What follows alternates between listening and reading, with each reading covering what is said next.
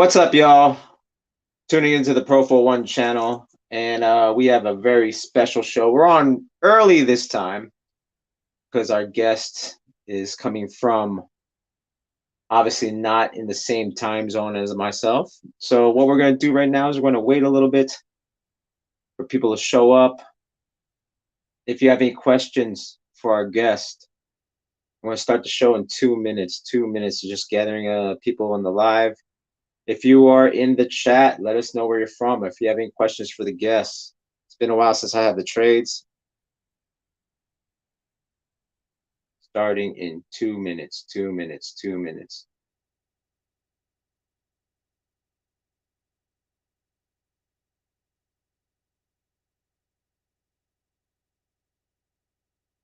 All right, we're going to start 1 minute. 1 minute. We have a great show today. Please tune in, tell a friend the trades, share it. And if you're new to the channel, please like and subscribe. All right, I'm about to start the show.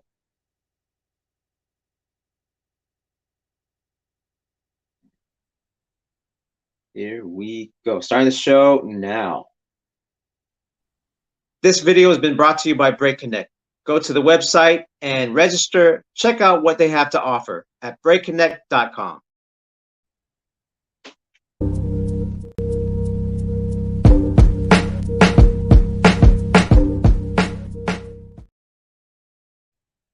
Yo, what's up? This is Shadow Rock and Profowon of the Florida Gangs and Knuckleneck Tribe, and you're watching The Trades, the show about breaking, hip hop, and the business of. How's everyone doing?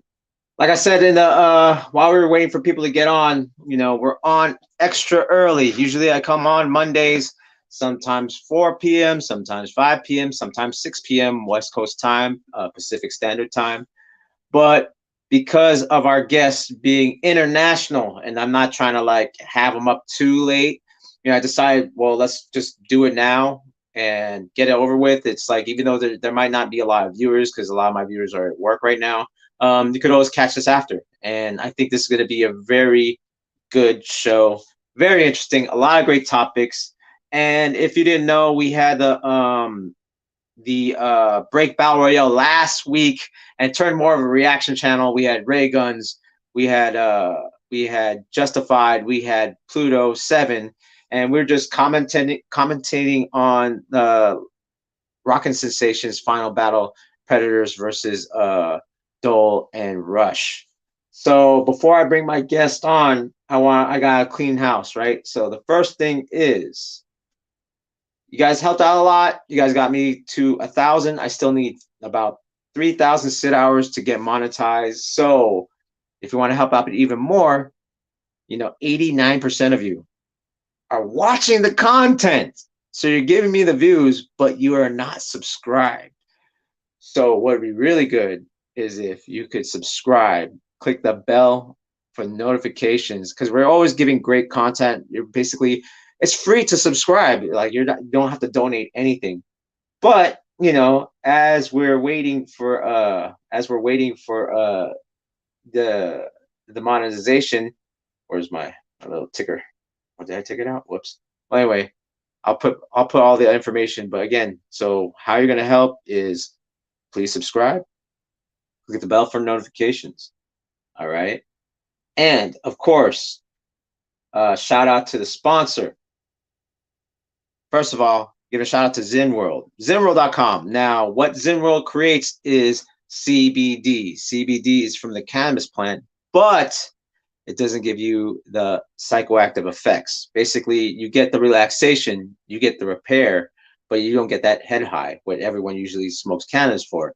So CBD is good for inflammation. Basically, it calms down as far as like inflammation is like the root of a lot of like basically disease and you know, and like it caught like from a virus or a bacteria, it causes inflammation. CBD actually helps remedy inflammation. So without the psychoactiveness, you have ZenWorld nano drops. Basically, you can put this in your sports drink, your coffee, or your water. You dip one in, you drink it, it helps heal. And if you don't want to ingest it, you could always use the roll on. This basically CBD freeze, Zenworld CBD freeze. Basically, you get to put it on. Works like an icy hot, but the main ingredient is CBD. So you get that good massage, but then it actually helps with the inflammation. And you could go to the website, go to zenworld.com, use the promo code PROFOWON, PROFOWON, and you get 10% off. So why not save money while you rest, repair, and regenerate? All right, with that being said, all right. So I'm, with our get. Wait, before we go, we have I got to shout out the chat. Give a shout to the hip hop dark web practitioner. We got Pluto7. We got Deso Channel, and he says, "Who are your vendors for the Floor Gangs event?" I'm still looking for vendors. Holla at me on my Instagram or on Facebook, and maybe we can get you a table at the Floor Gangs anniversary. Actually, I gotta plug that right now before I get the guests. If I'm cleaning your house, I might as well go all in. So I didn't have it ready, but here it is. Floor Gangs USA anniversary happening May 20th in San Francisco, California. So here's a flyer. What you can do is you can actually snap this, right? Screenshot it, scan the QR code, and it leads to the event information. And I'm trying to be in the future, you know what I'm saying? Like, you don't have to, like, we already got Instagram and Facebook, so we might as well just go with technology. We don't need to make a paper flyer or cardboard flyer, but a sticker, that's pretty cool because you can put this on your laptop or whatnot. All right. So again, that's May 20th, Floor Gangs USA anniversary. A lot of surprises, a lot of dope things happening. All right. So that being said, again, I forgot when I met this guy, right? But this guy I stayed at his house actually like 11 years ago and stuff, and he basically helped host me and in Amsterdam, out there in Amsterdam, and it was a dope time. It was dope that like I got to know him, and I got to know like a little bit of the Holland breaking scene through this guy. So, like I thought, now that there's a lot, he's involved in kind of like what's going on in Paris in 2024, summer 2024. So I thought it would be, why not kill two birds with one stone and actually have him on the show so he could talk about the Netherlands history, and what's going on now, because they're killing it right now. Like, I want to definitely talk about that. And then, of course, what's going on with the Olympics. So all the way from the Netherlands, we got my man, B-Boy Jurskee. What up, Jurskee? How you doing, brother? What up? I hope you like the intro. Thanks for having me, man. First of all. Yeah, man. I was doing the same. I was reminiscing when we met, and I think it was 2011 or 12. Right. When you came to Amsterdam. Yeah. We hosted a workshop. I put you on a bike in Amsterdam. Yeah, of course. If you're in Amsterdam, there's no use of a car. You bike everywhere. You know what I mean? Yeah. Like everyone has a bike. So, so basically, before we started the show, you talked a little bit of, your beginnings, but let's talk a little bit before your beginnings. How did, I'm assuming you're over 40. I think you're over 40. So, yeah. So, was breaking a thing still while you were a kid? Was it a thing from the 80s? Like, was it still like when you first saw it, or you saw it like mid 90s like everyone else? That's such an interesting question, because I think like I wasn't really, it wasn't in front of my nose. But what happened when I was a teenager, I got into skateboarding. All right. But this is around like 86. Okay, cool. And then I was like 9 going into 10. I'm from 77, right? All right. Cool. Basically, I have a whole generation of people before me, like the 80s B-boys. I missed out on that one because I started 10 years later. I started like around 94. Right. So let's say it came to Europe around 84. Like I was 10 years later, but I got into skateboarding and we had like this neighborhood playground where there was like a wall where you could, play tennis against or football. Right. And that became a graffiti wall. Okay. so like just walk out my house already in the summer. I smelled the paint, and then my brother got into that, and it was just like your normal playground, people shooting basketball. But Right. I was always, we were always scanning for like the new trends that came over from the US, basically. Right. And the funny thing with Europe is that that skateboarding came together with hip hop and graph. So there was like a lot of graph riders that were also riding Word. skateboards, not knowing that one thing was from the West Coast and from surf culture, and the other thing was Right. from New York. It was just one big Right. mix. Yeah. But that's basically what I got into. And then since my brother got into graffiti and we were both like drawing a lot, being creative and whatever, like he's 2 years older. Right. At one point, he started watching documentaries, and because of the graffiti, so that was Okay. like Star Wars, Wild Style, Yeah. Yeah. yeah. And I gravitated strongly to the breaking part because I was very physical. Like I was always small, a young kid, always climbing trees, and always, getting away from the social pressure by having a skill, by being Right. the cool kid that could do something. And so that's basically, so it wasn't really, for me, it wasn't a thing. And I remember also when I go back to like school parties at school, like, yeah, like sometimes your school disco, whatever, it Yeah. was already around the kid and playtime sort of. So people Okay. doing Running Man. I was jumping through my leg, shit Right. like Right. that. Right. I tried to Right. try the knee drop, but Yeah. it wasn't breaking anymore. Like there was no breakers in my class or at my school that I knew of. Right. So I was already like the only skateboarder, I think, for a long time. And then at one moment I got into breaking because it was so cold. It was so underground and so, yo, what the fuck is that? I want to do Right. it. Right. So, Right. so it took some time. Like it wasn't in my close surrounding. Yeah. Sort So of, when but okay, hip hop so was. hip hop, yeah, okay. So like obviously you said the Kid and Play, we're talking about like mainstream Yeah. American hip hop around mid 80s, late 80s. We're talking about Rakim, we're talking about, you said Kid and Play, we're talking MC Hammer, we're talking like Yeah. stuff like that, right? Well, actually, like so, my youth, because when I would come back from school, I would Mhm. have this habit of watching music videos. It was Right. all about television. Like, like, like I think my whole period that I started was the VHS time. That just came around sort of. So we had at one moment we had a video recorder, and that's when I started recording video clips of everything that Right. I thought was dope. And one of the things was when breaking started popping up slowly, I was gravitating towards that because for some reason skateboarding moved from, let's say, grunge, like Nirvana, all these Yeah. shadow bands, into and some underground White Zombie, DRI, Right. or whatever sort of bands. It Right. moved into Cypress Hill, into Yeah. Beastie Boys, into Yeah. Plan B Yeah. videos. Like you had Mike Carroll or whatever. He was like having all these hip hop tracks and Fushnickens and all Right. these things Right. because I was watching skateboard videos. Yeah. I got into touch with sort of like new '90s rap because the Right. golden era of rap was just starting. Yeah. And so as soon as Yo MTV Raps came on, I gravitated to that. Before it Right. was MTV Grind, you was watching the whole time, all these people partying and then Yeah. hoping Yeah. somebody would throw down. Right. But when Fab Five Freddy was still presenting like Yo MTV Raps, I remember he went into New York at one moment and he went to a store where they had the Puma suedes.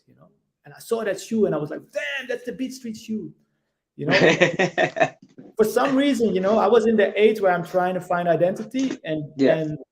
and it was mainly fashion and these sort of cult sort of things. Right. So that's basically what I gravitated to, and I remember like the Chief Rocker clip of Lyrics Ah. Underground. Yeah. This is '92, Yeah. but Quick because they had step. Quick Step and Legs in the red velour with the Yeah. video. Yeah. Damn, that's Crazy Legs, like, yeah, Right. then it must be back, if Right. they started again, so that for me was an eye-opener. And then, yeah, I think the most important thing to mention about that period is we were all like, Holland was slow, first of all, because we're in the middle of, like, above us is Germany, under us is France, and on the side is Belgium, and then on the other Yeah. side of the water we got England, like really close by. So in England, of course, you had second to none. France had actual force. Germany had battle squad, and then up to Scandinavia, you had throwdown rockers. And they were all busy. And then in Switzerland, you had Crazy Force, and but we didn't know about it until those videos started circulating. Yeah. And Here's a clip of that Chief yeah, Rocco video. Yeah, right there. A quick step. Yeah. You know what I'm yeah, but saying? also like Yeah. I was trying to figure out what Pumas he was wearing here, because Right. probably the Clydes, and not even the Yeah. Suedes. Actually, he used to Yeah. come to the Bay Area a lot, and it works. Actually, weren't either. It's I forgot the ones, but Flowmaster had a pair. Legs had a pair, but it wasn't Suede's or it wasn't the Clydes, which is funny. It was Oh, like it was a newer, sleeker one. But yeah, I know what you're oh, talking. He was wearing it in that okay. video. Dope, But dope, dope. yeah, Yeah, keep but going, so keep going, keep so going. so anyway, we were just so we were slow, but like the Holland is first of all, it's a small country, and we had a Right. strong old school. Yeah. So the people that restarted because they saw, yo, this thing is back, they were still really at high level. Like there's some people that added on an extra 10 years to their breaking Right. uh, lifetime, that already stopped in the 80s, but as soon as it came back, they were like, yo. And we were learning off of them and off of VHS. So it was this combination. We were like the new kids that for some reason were attracted to it. And in Europe, especially in the 90s, it was the package deal. It was like we do the total hip hop thing. You Right. only get into it because you like that party atmosphere, you like that fashion, you like that music. Yeah. And then because we had to wait because there was like rap acts with slow beats. We had to wait Right. because there was like a beatbox demo, or there was like a DJ demo. It was we Right. were used to having those things at parties. Yeah, let me Yeah, see. I got Nico Throwdown Rockers. You mentioned Throwdown Rockers, so I Oh, had to like pull that Nico clip. You know what I mean? yeah, I only learned about him even later because Right. he was Right. pretty underground even when it comes to the VHS tapes that were circulating. Right. Yeah. Like the tapes that were circulating had a lot of circles in France, and I think some Switzerland jams, and maybe the Uppsala whatever thingy. I Right. think was Sweden. That's where he was. Yeah. But yo, like if you look at that footage, normally it was circles. Right. So we went from watching Beat Street over and over again, because I had to do that again, even though I was in the 90s. Like Right. we went to the library and we rented the freaking He said we went to the library. no, yeah, and also like I went to the computer in the library to search for breakdance articles, and then I found Okay. stuff like, yeah, there's this dance called Browning, and I'm like, Browning, because I didn't even know about James Brown even at that moment. Oh, okay. Or that there was a separate dance in Europe or Right. in Holland that people would do, to imitate James Brown, and from there they slowly gravitated to whatever came next. Right. And Crazy. also like there's funny things, and I always mention this because when I started, like people were first of all like looking at me weird, like, yo, why are you doing this? Is this something old? It's played out. Yeah. Plus you're white. That was a thing. Oh, okay, okay. Yo, especially in Holland, and I think in a lot of parts of the world, like the population that gravitated to it, Right. they didn't feel represented in the mainstream or whatever the dominant culture was. So in Holland, like it was made a lot of people from Suriname, a lot of Turkish people, like Yeah. whatever they felt like, yo, that's me. And also a lot of groups that have musical backgrounds, because Holland is like, yo, we're known for having no musical culture. I Almost. mean, If you're at the birthday party, well, Eddie Van Halen and Alex Van Halen. But they're half. But no, but where other cultures at a birthday party or when a kid is born or a wedding, like it's Okay. straight up dance offs. Like here, it's just like tea, ting, ting, ting. You want another Right. cookie? And people are like talking and sitting still. So Yeah. that's also my background. So it was kind of like that was a funny thing when I started, but like that's something that I feel I always mention because I've never been a super competitive breaker, because when I Yeah. got into it, that was not my motivation. My motivation Right. was, yo, I want to be part of this thing and I want to reenact it and make circles Yeah. at hip-hop jams. Yeah. Yeah. And I think that's dope because you are from that age. If you're 77, you're like in the brink of like when the first competition started to happen. You know what I It mean? took Like, 3 years in Holland, like the year I started until like with the first international event, like IBE was yeah, '98 right, was the first one. right.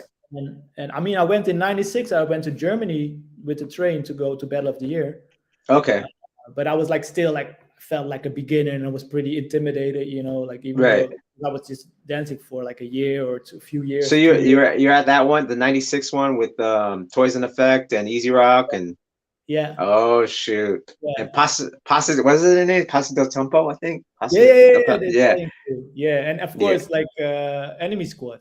Yeah. And Yeah. everybody, like I was this young breaker who felt like Enemy Squad and me and my crew, we felt, yo, they took it, man. And if you look it back now, the only thing they're Yeah. doing is like hardcore power moves, but that's Yeah. how. Yeah. And Well, Toys we in did it. Effect kind of had a little bit of everything, right? Yeah, yeah, yeah. I still All have a right. hard time looking at that and be like, yo, they took it, you know, because Right. I somehow go into my old mind frame of, yo, but Right. you saw those moves because that's of Yeah. course, Yeah. you know. So this is what you pulled up now is a birthday party I had in '97. Dope. Uh, and this is a famous graffiti writer called Cat O- 22. Okay.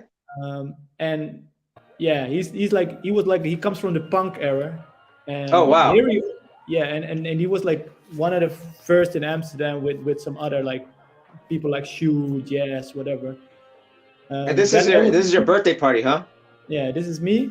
This is my living room. This is like in my parents' house. I was still living at my parents. Oh, you We got had the a nice flares. podcast. Yeah, bro. And I rented turntables. Here I do a storm bite. Check it out. Oh Boom. yeah, Oh you shit. do. You do bite. Oh, Yeah, yeah, biter, yo, biter, biter, biter, we all biter. started riders. And this guy, we called him like Puck, but Yeah. his name was Pascal. And later on, he started DJing and he called himself Apache. He came up with the Oh, name of our crew. He was 7 years older, and he basically showed me the ropes of, going commercial. You know, when we got people offering us gigs, I would do it right. for free, and he was like, "No, man, we got to ask money." This is a guy that you see playing the. He was playing mainly electro, by the way, I which is mean, a you, different story. But everybody in Europe, dude, but he's everyone, like, if first, you're a b-boy in the early '90s, definitely '80s, early '90s coming up, even Flea Rock can contest for this. Is like we were yeah. all listening to electro still. You know what I Yeah, mean? but Like, Miami is they had like Miami bass, and they yeah, were into that type of music. If you yeah. look at like Cool Ski, what is it? No, Chilsky, Jurskee, like it's Chilsky. only like about electro and Right. funhouse. But for I think when they pulled the plug, like so to speak, like and the information stopped in Europe, the Yeah. only music we were left with, the soundtrack was electro. Right. So Yeah, that when makes I went, sense. for instance, to Battle of the Year '96, in the train there was like people with boom boxes playing like Egyptian Lover, or Boogie Down Bronx, Right, right, songs like right. that.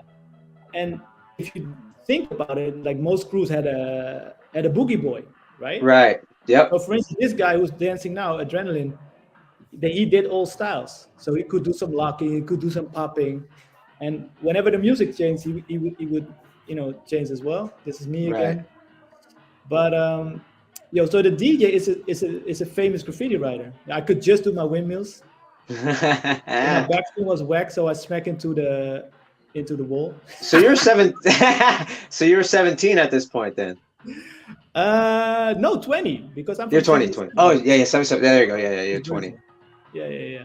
That's So, crazy. Yeah, my and all my buddies. friends were in the garden drinking beer, and then I was just making a fool out of myself. Well, not really, just having fun. But Yeah. No, that's the dope. people that I'm dancing with, I all met them at this old school party in the city, which was like a monthly party run by some old school graffiti heads, and they had like slideshows of graffiti on the wall, and there was one DJ who was playing electro the whole night, electro and like hardcore beats, like Schoolie D kind of looking at my Gucci beats, Right, of right, right, right. Yeah, yeah, yeah, that was the vibe. And I would yeah. come with my tracksuit from the thrift shop, and then feel like it's Beat Street and throw Right. down and meet the other guys, and be like, There yo, you go. we practice and blah blah blah, and we And, form some and cool. it's good that we're talking about this because we are considered quote unquote 80 '90s b boys, right? We're from the '90s, But a lot of people, when they relate to the 90s, it's just like it's already, Radiotron happened, B-Boy Yeah. Summit. But Radiotron it seemed like that got spread. Well, no, B-Boy Summit did too. But you already guys had Battle of the Year in Europe, right? So because they were since '91, you know what I mean? And you even said like it went to Battle of the Year in '96, you know what I mean? Yeah. And Yeah, I took a train. It was a 2-day event. I slept on right. the floor of the venue, like in the same Oh venue. shoot. Freaking yeah, Yeah, and that was, I mean, and you guys kind of had that going on for a little bit, even though it was just in Germany. Because like the story you're telling is very similar to the US story. You know what I mean? mm, Like it's very similar to the US story. Like there was a lot of people that just didn't do it. It was super underground. Everyone was more into the freestyle hip hop stuff, right? Because it, mm, kind of like the mop top, right. and there were only a few things that you could go to. And like you said, it was like a club, like as a disco for kids. You know what I mean? Like that's what it was for us too. And then Mm, around like mid 90s is when, even though you went mid 90s for us, is like it started to become, or was this organized thing, events that are built on competition, right? Like with a winner and this and that. yeah, but that took some time in Europe, I think, because like I remember Out for Fame tapes coming and the freestyle session tapes coming right after. It's like that sort of like it's like that clip with Cujo and Right. that was 98 also. Yeah. Then a lot of people, the first image they got from breaking was in a battle setting. And then we Right. started getting the videotapes from the States, which was mainly gym jams, you Yeah. know, and all battles. But before that, in Europe, it wasn't really about the battle so much. And I think Mm. we had more of an awareness of the elements. So because the 90s wave of hip hop came, and that created, of course, a lot of concerts, a lot of places where Yeah. people came if they wanted to, blast some hip hop and have hip hop acts and whatever. Right. And then with that came a fashion sense in the 90s, which was like pretty over the top with all the Helly Hansen, whatever, Yeah. Yeah. polo, that kind of Yeah. stuff, like bright colors. And then because we were imitating Yo MTV Raps, like so you had your hard rocks with the bubble jackets, like looking cool with a beer, and then you had like your sort of party old school kind of people that basically were like, yo, but this is the what you're doing is rap and what we're doing is hip hop. Hip That hop. was Right. already Yeah. started there. Like I remember Yeah. writing a piece for my class because I was watching the documentaries where I educated my class on the difference between hip hop and Hip hop rap. and rap. This is Yeah. 95. In 95, Right. I basically interviewed people that were in doing one of the elements, and I asked them, so can you tell me something about how it was when it started? And can you tell me something about how it is now? And is it still interacting with each other? And already then, there was like graffiti writers that were just taking some drugs to walk the train line the whole night, listening to some hardcore, like European crazy house, nothing soulful, just and And then just being crushing the walls. and yeah, and that had nothing to do with hip hop. They didn't even care about Right. hip hop. Right. But Right. we were like a little splinter group that were still like, yo, but it's about the party and it should be, fun and but colorful with graffiti. But there was like already people gravitating to, some Yeah. gangster rap, some Right. conscious rap, like some Right. some sort of De La Soul African chain thingy, Right. like so you had all these divisions and we were just sort of like stuck in the old school for some reason. Right. I Damn, think. it sounds super like it's funny because I was thinking the other way around because when we saw tapes of Battle of the Year, I think that my first Battle of the Year tape I saw was like '96. And it was because Kubert was touring around Europe, doing like DJ Kubert's touring around Europe. So he got footage of like these battles. Yeah, And then we saw the level. I mean, maybe it wasn't the Netherlands, but it was definitely like Hungary and Germany because it's like Enemy Squad and these guys. And we're like, first of all, this looks like a game show. Like, because like the Battle of the Year '95 tape was high production, like the Family versus Battle of the Year. I mean, Family versus Enemy Squad.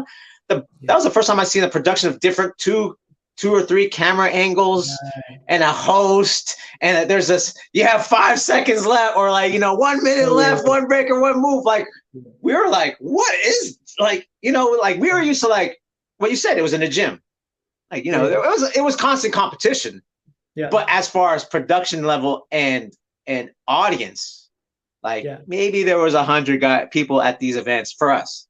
Yeah, yeah, yeah. Battle of the Year, it seemed like it's like, like at least 2,000 people, and we were not, or 1,000, even 1,000 people seemed like a lot, but then Yeah. those tapes of that production was like Yeah, they're but you way know what's like, and funny? us, it's just like what you said, like you didn't know the difference between New York and L.A. For us, Europe is just like Europe. So Yeah, if yeah, it's yeah. happening in Germany, that's happening in London, that's happening in Amsterdam, Yeah. and that's happening in France. You know what I mean? Yeah, Like, yeah, no, but I mean, Germany was different in the sense that, like the value or the importance of Battle of the Year is huge, because yeah, they basically Thomas he yeah, basically reached Thomas out Hickenberger. and connected with crews that were busy in every country he could find them, Yeah, and then he got them all, right. to Germany. But Yeah, this started out, of course, as a celebration of insiders. right, So if right. you look at the difference already between 95 that I only saw on tape with Yeah, Out of Control, with yeah, Speedy, yeah, with yeah, Five Steps, and they play this James Brown mix, like it. I was like, damn, I never heard like funk and people break into funk like that. And I was like, right. yo, this is what is this energy? But Yeah, then I yeah, came to yeah, 96 and they already built a stage with cushions for people. yeah, They had cushions for people that did spin out of control and that wouldn't fall off yeah. the stage. They could. So the first place people would run to in, at night when they opened up the room to sleep was there to lie in the cushions because it was soft. But then I already was like, and this was still a 2 day event, with like panel discussions. There was like a hallway with writers' benches, like there was people with Oh, sketchbooks, and dope. and like outside there was circles. But then they damaged the whole city with the graffiti, of course. So they got Oh, like okay. big ass lawsuits. The same happened to Easy Rock with D-Boy Summit and with Right. Yeah. Yeah. Back to Planet Rock in Eindhoven, in Holland as well. Like they had Right. Right. these, they went bankrupt because of the graffiti. This Oh, shoot. something a lot of people forget. They think it's romantic to have your graffiti writers, but they can destroy your place. But Yeah. anyway, every year after Battle of the Year became more controlled and more for a broader audience. So Yeah. 97 already, they had like these big garbage bins when people come in and they were filled with cans, with markers, because they were like, people were, being Being fricked. searched. Yeah. Yeah. Yeah. And this was the year that Crumbs did this hand Yeah. tops, blah, blah, blah. Yeah. And then Yeah. 98 already, we had Family against Rock Force, of course. I was there as well. You were And then there. 99, I skipped. Yeah, I was at 97 and 98. And then 98. You're 99, I there. skipped. And it And was in. 2000, it was at the World Expo in I was Holland. there too. Yeah, I was at that And one. this one is like, yo, It was a that, stadium. that for me was the change that I was like, yo, I'm going to skip Battle of the Year because it's this not my kind of party anymore. Right. Right. Because I came with my crew members and we came there to dance because we're like, Right. yo, we come at a party that's about what we do. Right. So, but now it was about the States all of a sudden. I think there was a performance of Far Side in between, and they killed the lights in the, and I ended up with a beer and a bratwurst looking at my crewmate like, yo, why are we sitting in the freaking audience? And that basically was it for me. That was like, But see okay, that, whatever. yeah, and that is funny because like we haven't gotten there yet. I think we're about to. Like we're almost there. We're still, see, that's what I'm saying. We're still not caught up to Germany 2000 because I But was at that one. it faded away as well Oh, because really? like Okay. at that time still I think like Battle Squad was dominating when I started. They had Yeah. like their own television educational Yeah. program on television and on local television, and then Storm brought out his book and he had so much knowledge and he brought so many people from New York even Right. to Germany that we all saw that in Germany everybody knew everything about the culture. But then at Right. one point it was just, boof, it was gone. Because I think Right. the people that knew were traveling, so they left their country. And Yeah. then there was like sort of silence. And then Crazy. some circus runaway sort of kind of Style. Yeah. cruise, Yeah. and I was like, okay, like I lost the connection like real quick because of course, and we talked about this. I remember you blaming Circle of Fire for abstract style. Shout out to Circle of Fire. I do though. I do. But they were the ones that changed. Well, yeah. if But you this look also at happened in Europe. the lineage, right? It started with style elements because they just kind of flipped the game because I mean, even though, and shout out to Bag of Tricks, shout out to Step Fiends in New York, they were adding house and hip hop freestyle to their breaking. These guys were, but style elements made it popular because they went to Battle of the Year. Yeah. And they gave it worldwide. That style, they made it worldwide popular. You Yeah. know what I mean? And yeah, and because of them, because you know what you talked about, like this is some for the kids out there. Like because we talked about jams. What we were just talking about was the cultural Yeah. jams. Yeah. Yeah. We're going to a club. We're going to a party. Like your apartment was a jam. Like that was a jam. Like you know what I mean, that was a jam. Like and like and not a lot of the kids now experience that, right? And it's good Yeah. that you gave me that footage because then now I showed you. That's like even when it was at a club, it was like it was at your house, and that's Yeah. how it kind of went down. It was a vibe. It was like people kind of were drinking and Those kind of parties were hanging the best. out. Yo. You know what I Yeah. mean? That was cool. That was a jam. That's what a jam is. And and then like the thing is what Style Elements and Circle Fire came from because like when they started, the jams here were over.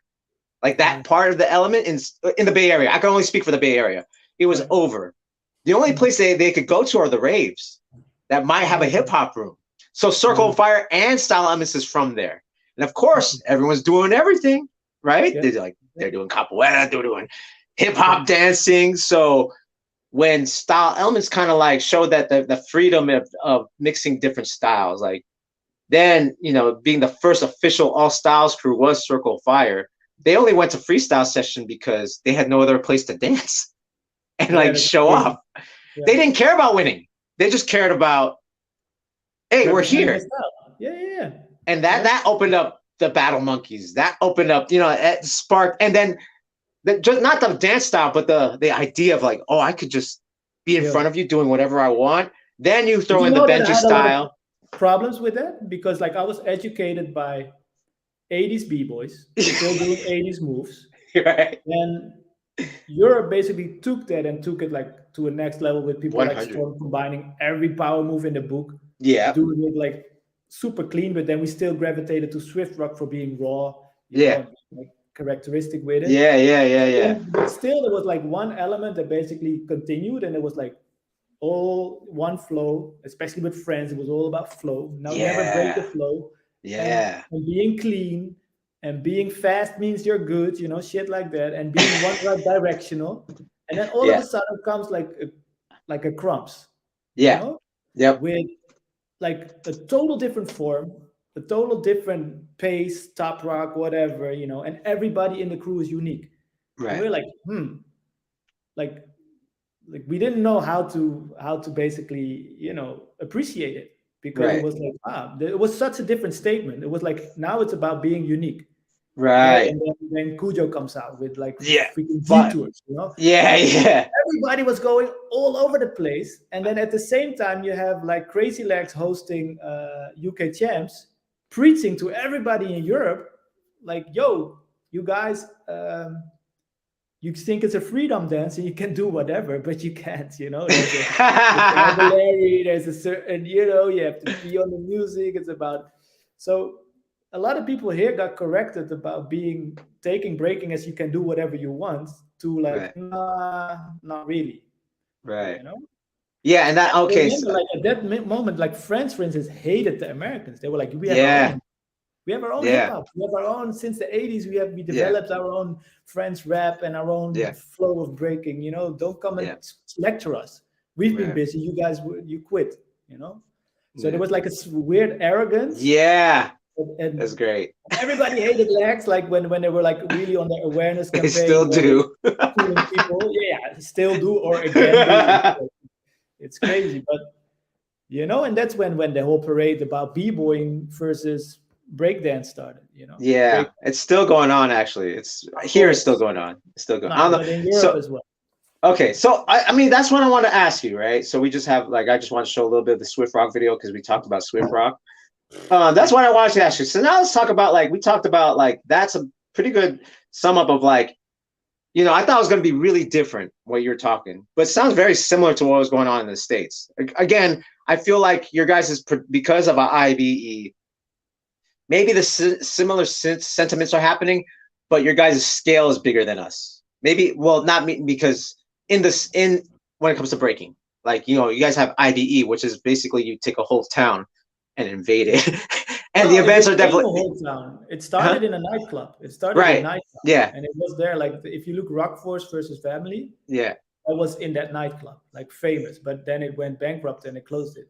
Yeah. So then, like, I think IBE was homeless and didn't exist for 2 years. And then this city in Verheerlen, like all the way in the south, has nothing to do with any big city. There was a breaking crew that was like, yo, we missed this festival. And they had a good relationship with their local government. And they were like, yo, can we adopt this festival? And they made it work and it took over the city. Yeah, And that's like, crazy. We are barely still in clubs. You know, like still that Rock Force versus the Family is still bigger than a lot of events in America here. There are maybe 3 events right Europe now. has a different system towards arts and Exactly. culture. Yeah. So we have funding for a lot of Right. things that make a lot of things possible that wouldn't be able in the States. Like in the States, it's or commercial or it's grassroots, and there's nothing in between. Or like, there's nothing. Yeah. That's it. That's it. So, and if it's commercial, it's usually run by some, whatever company that also determines the rules and how it looks and comes up with all these corny and weird shit and sponsors and whatever to translate it to something that's profitable. Right. Or it's just raw and people, travel the whole city just to go to some raw jams, get some, like maybe a few dollars if you win. Few dollars. Literally few dollars. But the sentiment is very similar still as far as stylistically and and some of the challenges and some of the ideals. So let's fast forward a little bit to now. Before we get into the final subject, which we're gonna go to because I know you're gonna go into detail. Within the last, I would say, decade, because the last time I was there 2012 with you 11 years ago. Then I came back around 2014. And it seemed like from that time, there was a specific style, specific cruise. There still is, but from 2014 to now, you have Lee, you have Style Invaders, you have India. Like something has happened. Something has happened. Supreme. You have like, and it wasn't like this 2014. Like 2014, everyone's still into this style. Like, well, I mean, what happened? Like right now, you guys are dominating. Like that's just what it is. It's like, yeah, but that's competition-wise because, like, I think in whole worldwide, there's something that happened, and it's mainly influenced by Red Bull, which is the focus on one-on-ones and the basically disappearing of crews. And we had like a very long period of crews that kept on coming because we had the Dutch b-boy champs and Holland is really small. Yeah. And this was a reason for crews to form. And this started like, I think a year after, or maybe the same year as IBE, so 99. Right. Like Tyrone, I would hold him responsible for the whole infrastructure of Holland, for all the main returning big things, event-wise, and also on a internet platform. Like he had like the Dutch b-boy forum for a long time until Facebook took over. But this is a vision and a approach that created so much infrastructure that there was like always like this new growth of crews, because like you see there's a crew battle coming up. So what do? The people you train with, let's form a crew, let's make some routines. And this basically faded away after I think some of the good crews started becoming more and more international.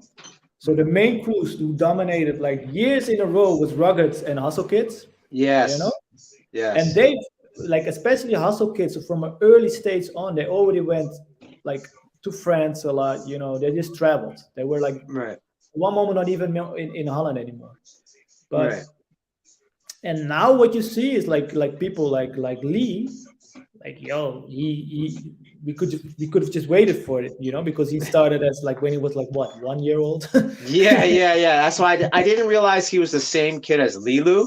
I was like, who's this Lee guy? But I didn't. I remembered a Lilu. It's like, why does he have Lilu? But that was like he was super young, so I didn't put the connection that he was the same kid from years ago. You know what I mean? Like. Yeah, no, so that's crazy. And now, like the last few during COVID, they started a program because, like, of course, the Olympics was already announced, and they also started in Amsterdam where he trains. Like he trains with Ruggeds in another city, and he also, but he lives in Amsterdam. And they Okay, opened word. up a program, local program, Top Sport program. I don't know if Top Sport is the right word, but it's basically like they have these institutes where they train athletes Okay, towards things like the Olympics, And right, they opened up an urban program, especially for the new sports that just were added to or about to be added to the Olympics. right. And so this was skateboarding, free running, I think is in there, like sports climbing, BMX, breaking, Yeah, and he's being trained like a freaking athlete. And right. like Yeah, before you knew it, this like he grew like crazy. He was already like super athletic, and but like when he got like the regular training, like he became a monster, man. Like he was in a hyperbolic time chamber. So that's real. it's just crazy. And of course, Mano has been dominating Yeah. internationally And forever. this is what I'm saying. It's more, it's just like it's still like then you have India that's coming out, Yeah, and like these people were like, Lee's like this is like I said like like again when I was there it's like what's up Dusk what's up Nate yeah, Nike, and then all of a sudden like they bring in these kids and then they started Sky Chief and Supreme, and then all of a sudden like it's like and then like Belgium, like I said, like when I was the last time I was in Belgium, they weren't into like traditional styles. They were just trying to be different yeah, and but just different with no like and sorry for yeah. disrespect, different no flow. Now they're different with flow, so it's just like their shit makes sense now. Like you got this guy Rob, Yo, but that's all like these international connects, Like, because yeah, Elevate is there, they're really close with Stripes, yeah, Mad like Stripes is like fucking next level. This guy, and it all influences each other, and like all these stories. Like I think in both countries, like in Holland and in Europe, you have strong crews with long traditions, right, So like if you remember like Cisco and Menno from when they were kids already yeah, traveling, yeah, they had like crews in their town that were like of our generation, like funky styles. They had it all already. They had like right, dope footwork, they had the power, like they had the nice flows, they had like the fashion, they had the whole b-boy awareness. And they right, took kids under their wing. And now Hustle Kids continues to do the same. Like they had right, Kid Columbia when he was like super small, Justin when he was super small, yeah. like Justin like Bieber, that, and then India now the same, like already Hustle Kids family and crew, since last year. yeah, So man, and Rugged, they professionalized on a whole other level. Like they're running their own theater show now. They have their own studio already for years. They have a yeah, crew of people that do theater and people that go for competition, and it's run like a machine. It's super inspirational. yeah, So man. Yeah, I just wanted to give a shout out and say this is the Break Connect clip of the day because Lee's highlight clip from Unbreakable, man. Like this is crazy. Like, and this is what I'm saying. This is just like, it's like I said, because for me who's been out there, and it's like I remember how everyone braked, and then it was just like it just took and then it was like maybe that's only 8 years ago, right? Like yeah. 2014 was, and then it's just like this, and then of course you have But they've Simba always doing stuff been with there, his kids you know. too, They've huh? always been there, but now it's their moment that they pop up because Yeah. Lorenzo is now Yeah. also rugged.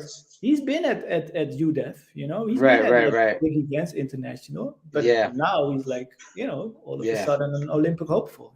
Yeah. And you said the word that we were looking for. This is what you call a segue. Look how you set that up. Look how you set that up. Olympic hopeful. And now here we go. Before we do that, though, I'm gonna go to the chat real quick because they've been hollering. Who's out there? We have Safai. I met him at the Wiggles workshop last week. He's like, "What's good? See you over the weekend, brother." We got my man Matt Kilogram. He says, "Peace, yo." Pluto 7, the historian, just like with Nora Rad. Shout out, yo. Wiggles gave you a shout out at the workshops. Matt says in Italy we were considered James party ciphers with DJ and hanging out, and consists of battles, events with actual battles on 200 crews, etc. My man Marcus says shout out to Pluto. Shout out to everyone on the chat, and he gives you a shout out too. Shout out to Jurskee, my man Marcus. All right. So, and then wait, Visa says medals. All right, we're talking about the Olympics now.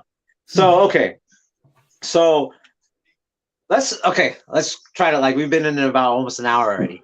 Um, Oh, yeah, yeah. See, it goes by quick. That's why it's like because we could each subject like we could actually the first part where we talk about the history of Dutch history, we could have gone in for another 30 minutes, and then even what's going on now, we could have gotten another 30 it's minutes. tricky, man. Yeah. Yeah, so you already know, and I'm glad Because you're we and live this for so long, and I never want to fall in this trap. Like, how did you begin? I'm like, oh fuck, here we go. and we're talking about this, and there's a lot going on, but Yeah. to get people up to speed, right? And on my other podcast, the Gearheads with Jay Soul, we've had Zach who works for Breaking for Gold.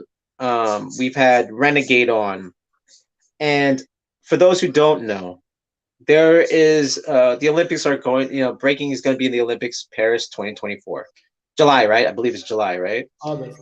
August. Oh, it's August. My bad. See, you're correcting me. And I remember we were talking about stuff like this just online, because people are talking online and they have their opinions and stuff. And you're like, you must be in an echo chamber because I don't. You said something like this to me. You must be in an echo chamber because we don't have those complaints. I go like, well, this is the U.S. echo chamber, Right. and that we still don't even know how it's being ran. Like we're still trying to figure. Like I think they just changed some of the stuff for Breaking for Gold this year because the requirements last year are different. This year is different from last year. So now we're talking about, if you guys don't know, the world thing is WDSF, correct? They're the ones kind of like posting the entry into the Olympics, right? And there's a WDSF, I'm sure, in every country that Yeah. that will go to the WDSF. They work with what you call national governing bodies. So, Okay. like, it's like it's called the IF, International Federation. That's the WDSF, which stands for the World Dance Sport Federation. They've been trying forever to make dance a dance sport and to have the fall in line with the IOC, which is the International Olympic Committee regulations of becoming a sport, which has to do with fair play, transparent judging, a lot of anti-doping laws, Right. and they've been building that framework since forever, but Yeah. it never succeeded to be accepted as a sport because their main focus is ballroom. Right. Like they started in this 1930s or something. Like Right. it's crazy old. But since they had the infrastructure, they were sort of the one that was asked to can you deliver breaking to the Olympics? But in a way there's no connection except for that we both deal with dance, Right. but and you can still feel it. Like it's still like it's sort of a difficult marriage because like there's so many contrasts, Right. but they basically could offer what they needed to offer for it to be accepted as a sport. But one of the main things that got breaking into the Olympics, of course, was like there's always that there was like is there a judging system in place, Mm-hmm. and that was delivered for the Youth Olympics when they tried it out during the Youth Olympics in Buenos Aires in Right. 2018, and Yes. it was a success. And that's basically when everything started rolling. And then in 2019, it was like officially accepted as Announced. Yeah. sport. Yeah. There's a backstory to that as well, because like in general, the Olympics started going down in viewers because Right. like the audience becomes older and they now need new sports to basically get new engagement because they make most of the money off of viewership, Yep. especially in the Yep. States. Yep. So this is also, and it's I don't know if people of WDSF will watch this, but that's also why it's more likely for breaking to be a success Yes. than ballroom dances that Yes. you know Yes. will I not mean, make the same engagement. even in a tester like the World Games in Alabama, which is like, if you don't know, for the international viewers, Alabama is real. There's almost no connection to hip hop at all, Mm. let alone, well, rap, maybe some rap groups, let alone if they know anything about breaking. And from what I hear was at the World Games, there was the ballroom, which had air conditioning, good production, the good facilities. Yeah, yeah, good yeah. facilities, And breaking was sold out. and breaking was at a warehouse, Yeah, and it's still sold out. yeah, yeah, And this is in Alabama where there's no access to yeah, okay, what's breaking, what's hip hop. This is just people, just the word break. We're not even gonna say b-boy or breaking. The word breakdance has gained at least curiosity for it to sell out. yeah, And then even on top of that, on a political tip, the fact that a USA person got gold probably made those 2,000 people feel real proud and make them follow the trend. yeah, 2,000 new fans yeah. from that moment. Yeah, So, but yo, this is happening worldwide. Everybody is in a frenzy, like they're freaking. It's gold rush, and yes, on all levels, on all levels. So yes, you really got to imagine. Like I just saw a clip of Sambo who made like a little review of the nationals in China. Yo, right. the amount of people Oh, that I all of don't. a China. sudden go deep with breaking there. It's insane. Yeah. So, and like a country like Germany has national teams in every district, Yeah. sort of, From what I and hear, coaches, yeah. whatever. So every country does it different, Right. but because everybody worldwide is familiar with elite sports, there is already an infrastructure that we never used because we were the street kids, doing our Right. own thing without Right. rules. Right. So, but now since these two starting to mingle and sort of meet each other, I see a lot of positives. I also see, of course, some Yes. problems that Yeah. remind of 80s and exploitation and whatever. Yeah. But they're opened up a new wealth of information when it comes to you know dancing for a long time injury free because for the first time you start thinking about what the importance of sleep, the importance of food, the importance of Mm-hmm. training in a productive way instead of just I just have to go 6 hours. Like no, maybe you need to go to 2 hours, 2 days to the gym and get those. Like there's all Yes. these theories. So there's opening up a wealth of basically information that we never had access to or didn't even care about, Yeah. and that's I just agree. dope. I Like what agree. I noticed is there's like, and we all know this, remember this moment when it got announced. There was two questions, right? And they remain. It was like, first of all, the objection: Are we a sport? We're not a sport. So Right. there's a big part of our community that will not even be at this stage or make any sort of chance, but that live this culture. And the same happened with skateboarding, and they feel like, Yep. yo, we're not a sport. But this basically faded away when we started accepting we're actually a hybrid. We're more than just one thing. It's not this Right. or that. Yeah. We Yeah. have a sports side, we Right. have a art side, art form side, and we have, Yeah. of course, we are a dance Mm-hmm. entertainer, whatever side. Mm-hmm. And the second question that covered these three areas was like, okay, and how will it be judged? Like will they come up with rules that make us dance in a certain way, Right. demand us to do certain like mandatory moves that Yeah. basically Yeah. fuck with the whole DNA of hip hop, which is all Right. about innovation, being fresh, being yourself, all Right. that stuff. Like Right. so then now if we jump into this judging system, because that's basically what for me became super interesting. Like I had these talk shows I hosted at IBE since Mm-hmm. 2000, and I Yes. think in 2010 already we had Dizzy explaining our system, because what Right. happened in Korea at that time was huge amounts of outside people getting interest in this dance. Korea felt like, yo, this is something that our youth is doing. We can use it to basically touristically make our country interesting. They opened up like I don't know how many facilities for breakers. They had studios everywhere. Like this was Yep. the peak, with R16. Yeah. So what happened then is we realized we do something that it's pretty hard to explain to an audience that doesn't know what we're doing. And why Yes. is that? They get drawn by the acrobatics of it, and they get entertained by the entertainment part and musicality part, but Yeah. they get lost in the artistic part, because they Right. don't know what we're doing, what our conversation is. Yeah. So what you now pulled up is the system that they used, that was developed mainly by Storm and Renegade. Already, I think the first blueprint of this was in 2014, if I'm not wrong. It was already sort of ready.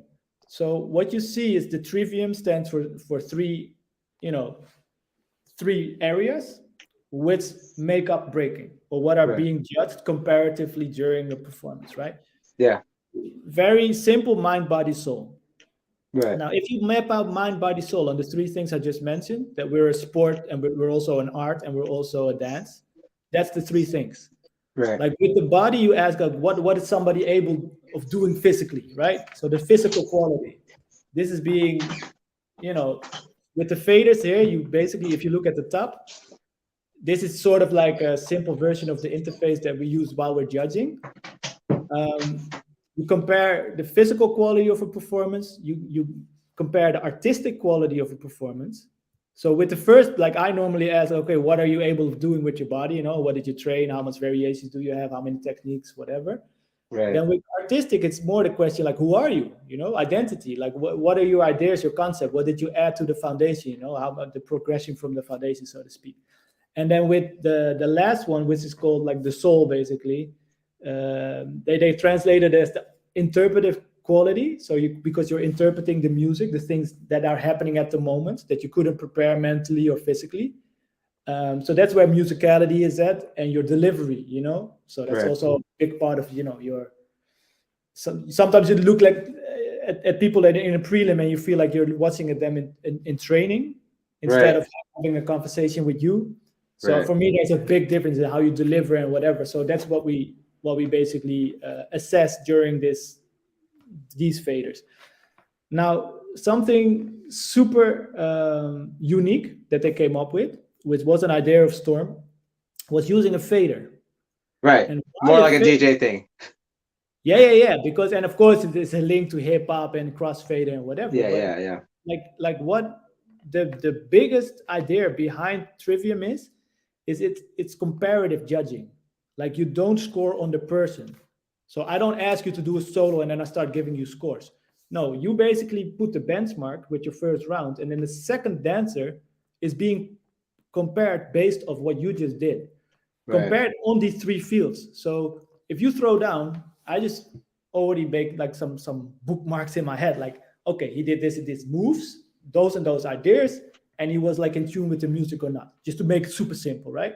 Right. And then the second dancer, if he goes over your physical, like he shows a better physical quality, my fader will go to him. But if he's lacking ideas and concepts and whatever, my fader will, for that domain, quality domain, will go to you. Right. And if you're both on the music and like I don't really even see a difference, I might let that battle be decided by the difference in physical quality Right. and Yeah. Yeah. Yeah. artistic quality, right? So Yep. that's basically how it goes down. So what we do is we wait for the second round, and it's round for round judging, something that was introduced, of course, ages ago by Hmm. Profowon and Wiggles, which I think is super important. And then what they also introduced is that you, after each run, show the results already of the judges. So the audience now can see like, oh, okay, this person is advancing, and that, you know, this person is behind, and the coaches can start yelling like, yo, you gotta, you know, Yeah. Yeah. Yeah. a Yeah. game on or whatever, you know, Yeah. and the dancers start strategizing. But now at this moment, this like lately, the last few months or last half year, things have been changing where they sort of try and go back to what we were used to in our own scene, because some people felt like, yo, it's disturbing the flow of the battle when the dancers wait and see what the score is before they continue. Um, and this is something that, you know, it's, for me Oh, it's part of the change, yeah. because we need to put in our marks, but of course you got to be fucking fast. You know, you shouldn't be sitting there forever looking at your iPad, like that's the Yeah. worst ever. Then you're just an untrained judge. But um, like we need to get used to the athletes, that like they're called now, that they actually know I'm being judged. I want everything that we put in our iPads is feedback, you know, because we don't have notes anymore. Because here comes another funny rule: we're not allowed to talk to athletes anymore. Right. We can't go like with our notes into the jam and be like, yo, people come up to you, yo, why did I lose my round? Oh, well, let me look it up. Yeah, this is this. I got my feedback right here. Because this is something that I learned from Po One. Like he writes most of his feedback for the people that lose without knowing why Right. they lose. Right. And I was like, yo, that's genius, because I see that as my That's my main objective. Of course, I want to have a winner, but I also want people to, Yes. if they have see any value in my opinion, to be able to Right. give them the opinion in Right. the most articulated way. Yep. But now, like in the Olympics, you have one hotel for the judges and then the other party hotel with the athletes. But like the one of the biggest dangers or things that they want to avoid is conflict of interest. Right. So if they see you talking with the athlete, of course, maybe you talk about the just newborn baby or the weather or whatever, but you might as well say, "Yo, give some tips and stuff like that." And then, you know, if Yeah. somebody wins the gold and there could be a question mark about conflict of interest because you're judging your crew or whatever, it's a big no-no. Yeah. So, but this is like super simple, the breakdown of Trivium. Like it's unique in a lot of ways because it's the first time there's a whole pool of judges being trained using the same framework, Yep. which never happened before. We always had like our heroes and superstar dancers on the chair, and then one, two, three, and they Mm-hmm. point the hand, and nobody knows why. Mm-hmm. You can't have that when you want to draw a new audience. They want to know Yeah. why did they choose a certain way. So okay, so just before we move on with the discussion, because I love this discussion. First, I want to state that to the audience, what do I think about all this type of stuff? My answer is, it's not like I don't care. And it's not that I don't care. I just like to say that for shock value. Like, you don't care. You don't care about this culture. Like, actually, dude, no, I'm opposite. I care very much about this culture. I just believe that ultimately competition, the outcome of competition is distribution of your value in media. That's what I believe. You're the it person because whatever judging system, that's your media coverage that gets distributed on bigger platforms. So, do I care about how it shapes the scene? I do, but it affects me in a very small way because I'm allowing people to dance how they want to dance, even if it's under what quote unquote a system will make you become a robot. That's still a freedom of choice that people should have the freedom if that's where they want to exercise. It's Yeah, but fine. then I'm going to ask you a question, Profo, because this is Yes. super Ooh, political. okay, now you're asking me. Yeah, no, but look, Okay. so like the reason I think everybody should care Mhm, is because of the representation of something that they will label as breaking. Like mhm. let's say 20 years from now, they still that's only 5 Olympics because it's every 4 years. But Yeah. 20 years from now, there's like Olympics breaking, Uh-huh. and if they changed all the rules, they made it some weird scoring type of thing where everybody Uh-huh. starts looking the same. Hmm. You will distance yourself from that being labeled as breaking. And Will I? I what don't I think I will. envision and what I think that we are responsible for at this moment is Mhm, to make sure that even if you're in your training room with the rawest underground whatever guys, that you will go and watch that and be like, oh, it's our boy, he's breaking, and like I want him to win. That it feels the same. That even the effect that it has, seeing it will trigger grassroots hip hop culture breaking, getting your moves on, instead of it sort of slowly becoming something else, but still being labeled as breaking. That would be a problem for me. I don't look at that as a problem. I think that's what's going to spark. I think that still will spark the underground guys, in my Yeah, opinion. It'll yeah, still probably. spark. But that's It'll already st- happening at this moment. that's what I mean. It'll For still. sure. So I'm not really concerned about the judging system because one. Here's the thing. I trust everyone that's on there. I trust everyone that's working towards it. Like I trust you. It's not like I don't trust Good. you. Yeah. I trust Storm. I might not agree with his judging, but I trust Storm. I trust Yeah. Renegade. I trust Cross One. I trust you guys. Yeah. But there is a different beast. I was the same, but there is a different beast when it comes to the politics that goes behind it. And Mhm. like since I'm now like sort of an official, Yeah. I did the training and I've been sent out to quite some places, and in 2 weeks or next week I'll go to Brazil for the World Series over there. Right. Um, like you also see behind the scenes, there's certain powers that want it to go a certain way or to whatever, Mhm. So one of the really things that makes me sad is that the architects of this judging system that basically took everything into account, right? Because they really care about Yeah. breaking and they want it Yeah. to be presented in Yeah. the best way without it being changed or whatever. But Yeah. at the same time, they're super aware of the changes that needed to be made for it to become a sport, you Right. know. But that has to do with fairness, transparency, no whatever OG Yeah. judge that's sleeping on his phone and just does whatever, you know, that we still think he's cool, and then we go home and like, yeah, you win some, you lose some. No, that's over, you know, like, or you I hear cannot it. judge art, I battle for experience. Then that platform is not for you, right? Like, so here shit gets really serious, and the people that created it, they took it really serious.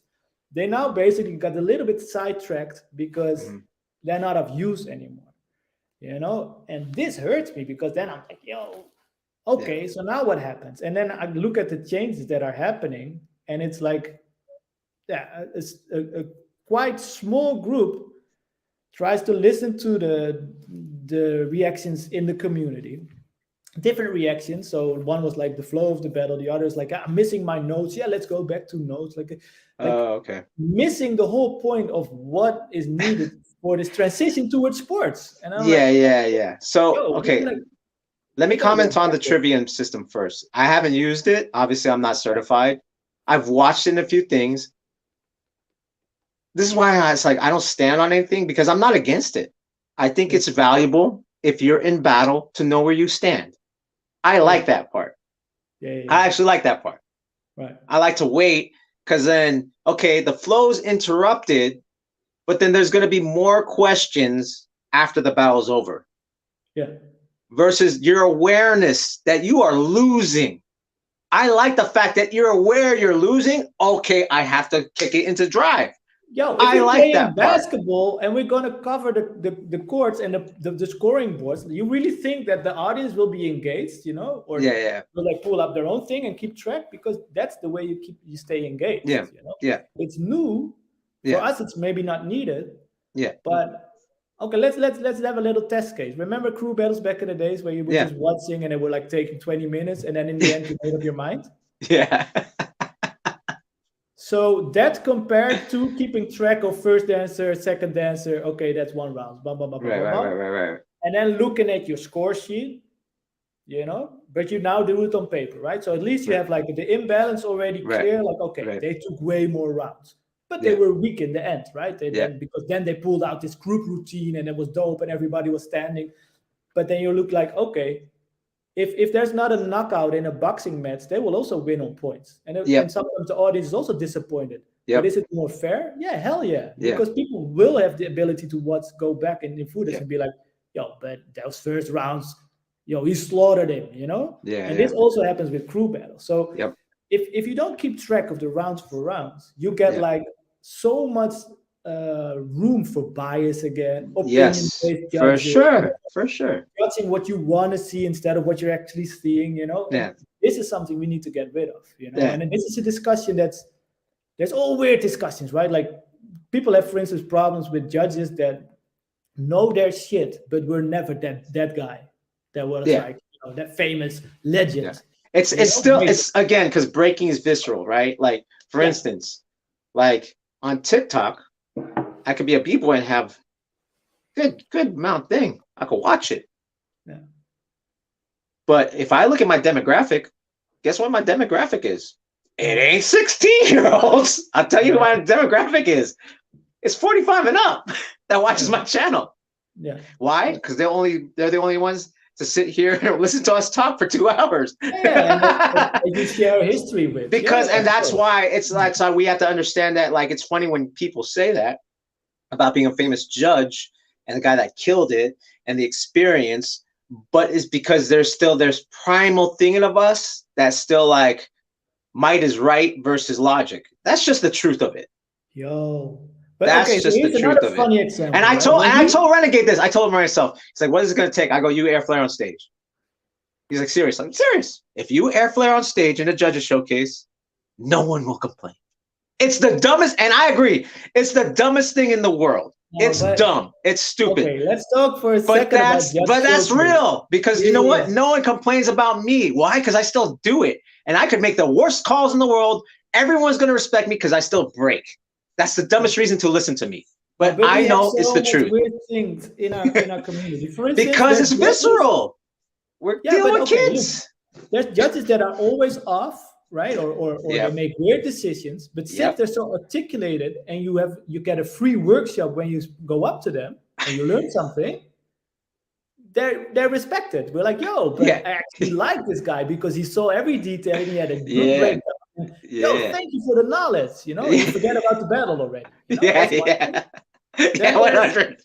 Yeah, and then there's unknown judges with this crazy skill level, and they throw down, and you're like, okay, I'm not gonna mess with this guy because his level is like out there. So you basically force respect, but Yeah. we're still not aware if this person is good in judging.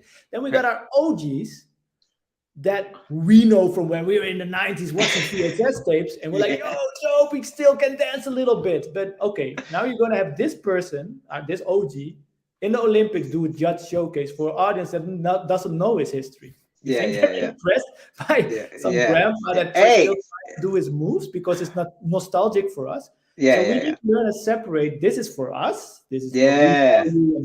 Because Yeah. start with the judge showcase comes from Battle of the Year, Yeah. because they started flying in all these people that we only saw on VHS. Right. And then, of course, since they're there, if you still love this dance, look, Yeah. let's share this love, right? Let's Yeah. Yeah. slow Yeah. down a little bit. Ooh, I Yeah. saw Yeah. him dance. Yeah.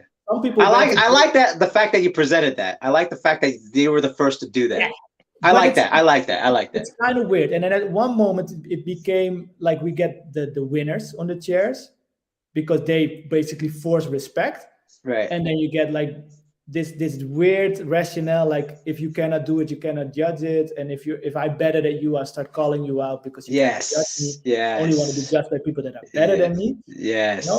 And from that is basically where it went like south. It just went weird, because Yeah. that's never what it was meant to be. Right. You It's know? funny though. I think it's great. Meaning, I'm entertained by it. Brilliant. I'm entertained by. But see, this is what I'm saying. Like for me, that's why I trust you guys. That's why I say when I say I don't care, I'm really saying I trust you guys. I trust in the scene and the elders in the scene to course correct and at least figure out But something. the elders in the scene are not busy with what does it take for what we've been doing our whole life to become in like valuable in a sport context, Right. But it never was a sport for them. Like that venue Yeah. didn't exist, that whole platform didn't exist. Right. So of course, then when you have dealing with doping law, whatever, people are not. Oh, that eliminates a lot of people. Yeah, but It eliminates a lot of people. Yeah, and you might even say, because I was joking that it's like, but wait a minute, it's not performance enhancing, right? Because then I think you think of steroids like anabols, whatever. But then since we value the mind and the artistic, and people think they get mad creative, it's performance enhancing. Yeah, it is. But anyway, that's this old joke. No, but see, it takes certain sacrifices that not everybody will even be able to make yeah, or willing to make to become a freaking athlete, Yeah. and to train like an athlete. Yeah. And go for coach, So yeah, I feel we need a little bit of a separation between, okay, this is the cultural concrete Yes. zone where we rock our graffiti fest and we're drinking our Yes. beers and we just, yes, having our culture time. And then now we have this platform where, of course you bring your culture. Like a great example for me is Victor. When Victor does interviews, he just throws the names, he throws the history, who taught him, blah, blah, blah, But his mindset is like a freaking athlete. yes, I And agree. that's the way he trains, and that's the way Yep. he Yep. wins battles, Yep. But he Yep. will always school people during interviews and say, yo, I come from hip hop, and Right. this is the culture that I come Yeah. from. And I feel that's our obligation, Yeah. What do you think of this? What do you think of this? Because this is why I bring this up. Okay. And I've said this in a few interviews.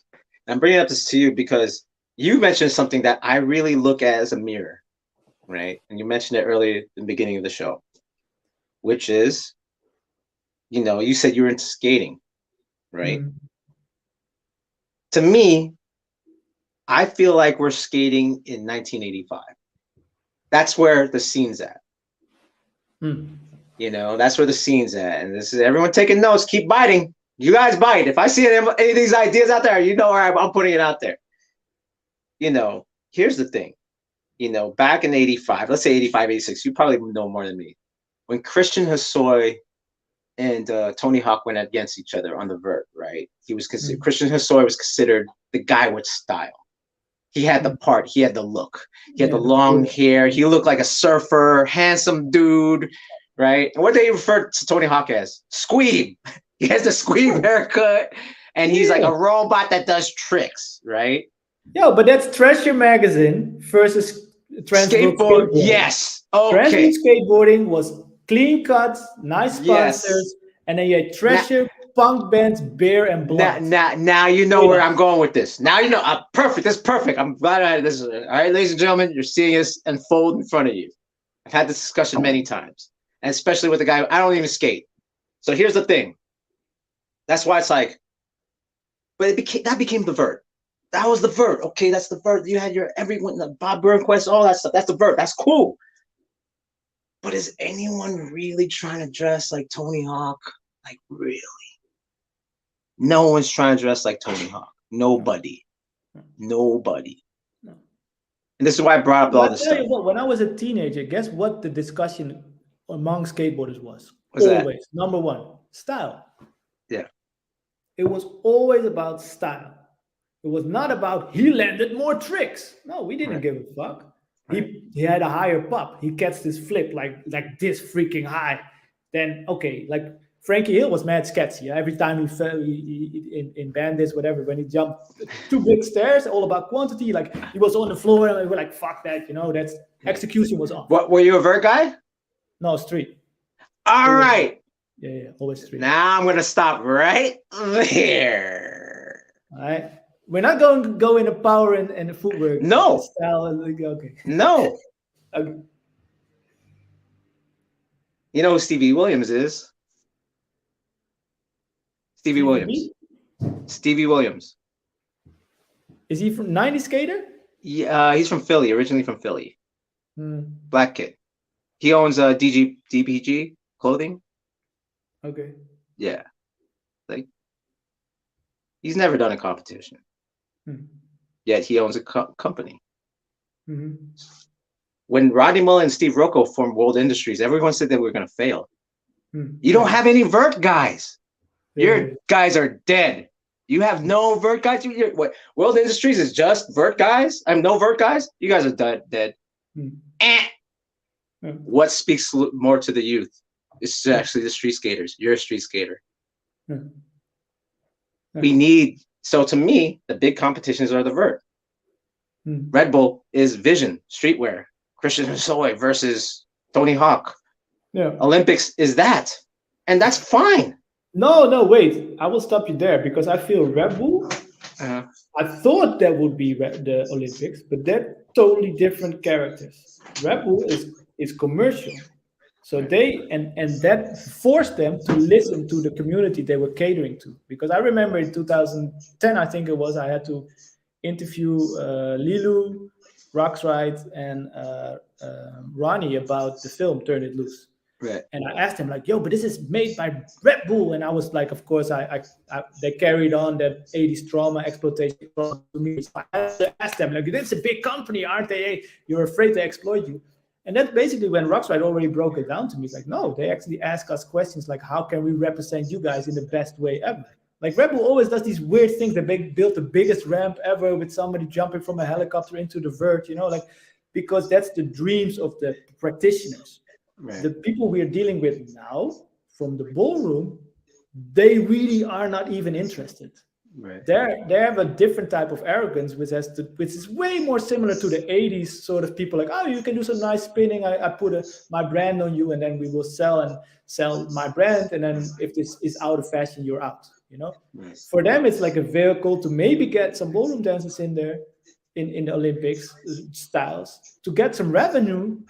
But they're not really trying to understand breakers, because we tried that last year. Like there was a whole technical commission saying like, if you consult us a bit more, we can deliver better quality events and we can have better representation of our dance.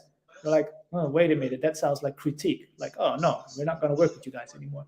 And we're like, oh, whoa, what is this? Like, aren't you interested? And don't you want to get to know each other? Like, no, this feels like a hostile takeover. It was like that became the narrative real quick.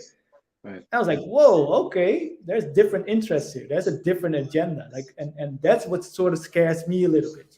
Right. Well, But okay. you're right. Like, it's a big platform, and okay, And this is what I'm saying. Not necessarily rules, but that's the thing that everyone wants to win. That's the it thing, right? Which is still built on a stage. maybe not. Maybe it's like Olympic basketball never replaced NBA, right? Yeah, yeah. But still, there's like still Maybe street ball. Undisputed or I'm just, Red Bull will not be replaced by somebody winning gold. I'm just saying that that's a big media push. That like, and the whole thing is, there's no media covering your living room, and we need that. Well, that's what you say, because like I now think that, that. Well, I think that's as important as yeah, no, the big platform. but guess what? Because like now I'm also consulting here in Holland on a Mhm, documentary about mhm, breaking. They're gonna do mhm, like 30-minute episodes about breaking. mhm. Of course, they use Olympics as a trigger because they know that's why people will tune in. But Yeah, they say, no, no, no. We not only want to follow that, we want to know the history. We want to see where you guys train. We want to see those living rooms. We want to hear the stories of the people. Of course, we follow some Olympic hopefuls, but we also want to talk with Paulo from Rotterdam, the legend from the 80s, like, yeah. I or think that's dope. so they I feel think like, that's no, dope. we want to show all the sides. We want to show the sports, but we want to show the art form, and we want to show the dance. And here, but I feel like it's just unbalanced as far as media coverage. That's what I feel. It's unbalanced. Yeah. That's what, and that's the to me. That's I'm more. My focus is more on that versus the system. The system is going to work itself out. I believe with you guys there. Whatever it is, you guys disagree, agree.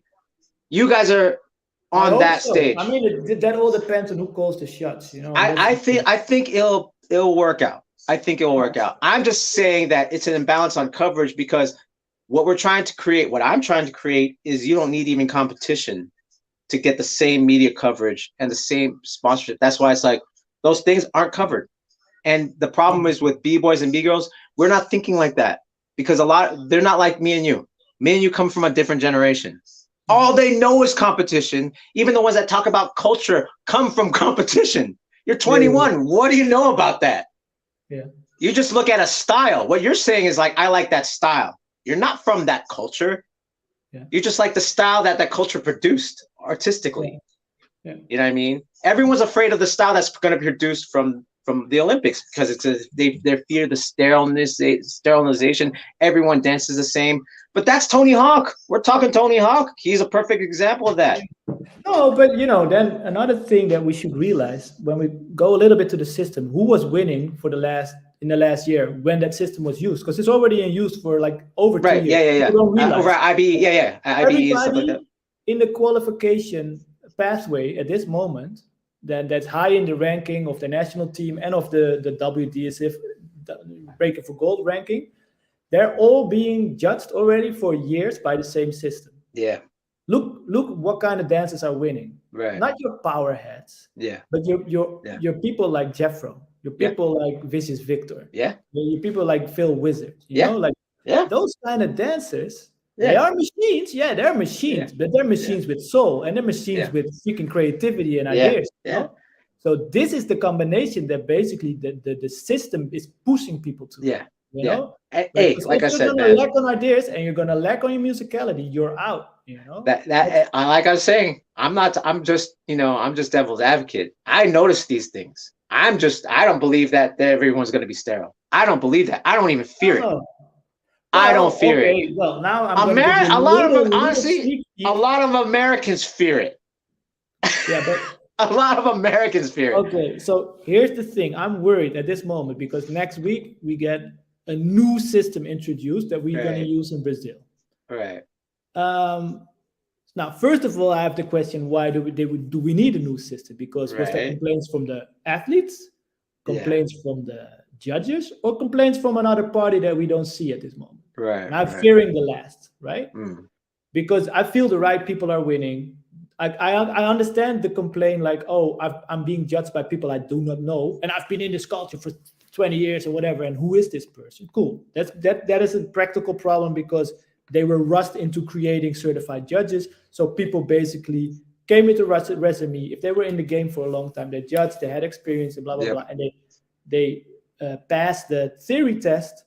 They were put into the driving seat, which is Right. maybe something we want to prevent in the future. We don't, even if you got your theory exam for your driver's license, you still need to make your hours in your car, right?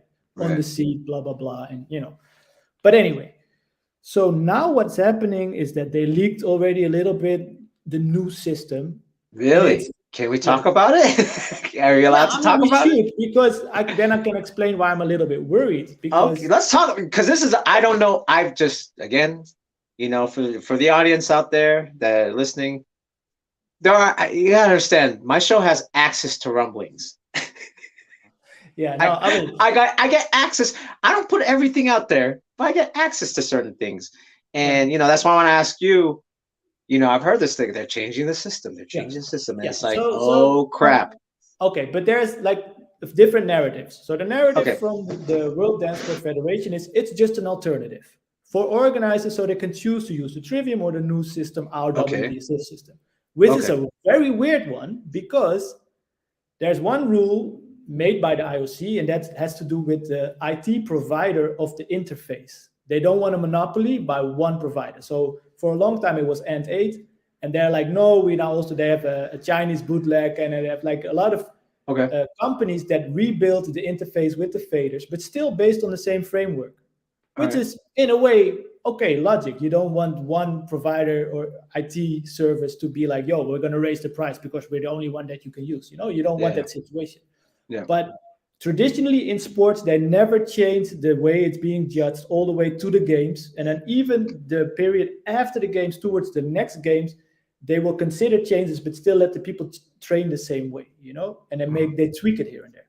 Right. Now what's happening is they say, no, we remove one fader because Trivium had 6, we're going to go to 5, and we have a little bit of different categories. It's like, okay, what do you mean a little bit of different? Well, it's now originality instead of creativity, or originality is one Okay. fader, musicality is one fader, technique is one fader, vocabulary is one fader, and execution is one fader. The last 3 are physical in the old system, and they say it's still using mind, body, soul. 3 for physical, 1 for musicality, which would be the soul, the interpretive, 1 for the artistic part, which is originality now only. But creativity, in my view, is bigger than just originality. Plus, then we open up the whole can of worms when it comes to when do you call a byte and when is a move accepted and no longer a byte, and Right. which judge knows about this one guy Yeah. somewhere who has Yeah. this that backpack imitated or whatever, like Yeah. we get all those discussions. But so yeah, so now we got 5 faders. So that's not, you cannot map that out to Trivium anymore. That's not 3 domains. You're There's right. what, 5 domains? It's a 5-fold now.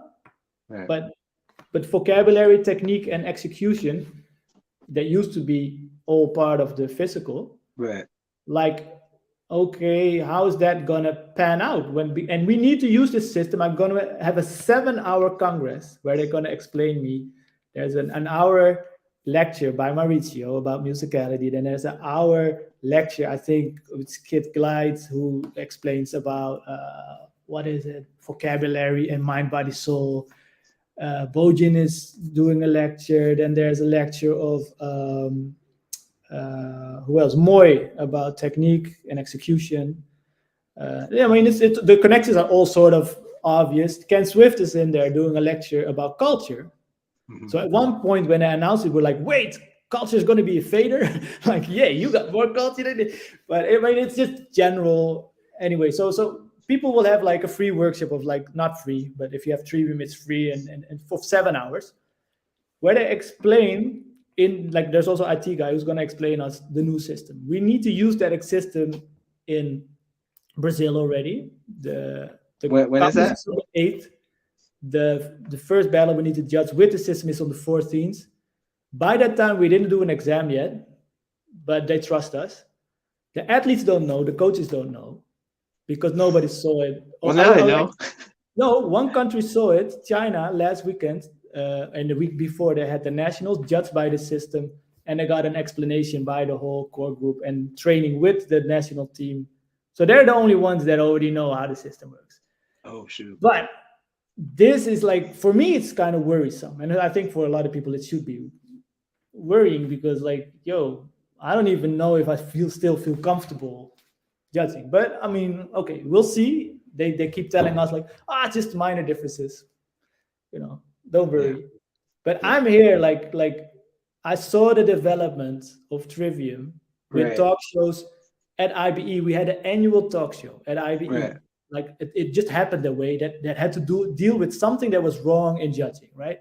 So I had a talk show with Renegade about no more ties. What's the meaning of a tie? Does it mean people are just evenly good? It doesn't mean I want to see more. Doesn't mean I don't want to do my job. You guys fix it. Like we had like that talk. Then we had at one point we had a talk. Do we need a judging system? And then Mhm. reasons for and against, blah blah blah. Until we were at the stage where it's like, yo, we're going to imply this system and use it. Blah, blah. So I I saw see it, the how. whole thing Yeah. develop and the reasons why. And this was used And in I was like, Buenos Aires, right? go back to the drawing board and start again. was used in Buenos Aires, correct? Like the Yeah, Trivium.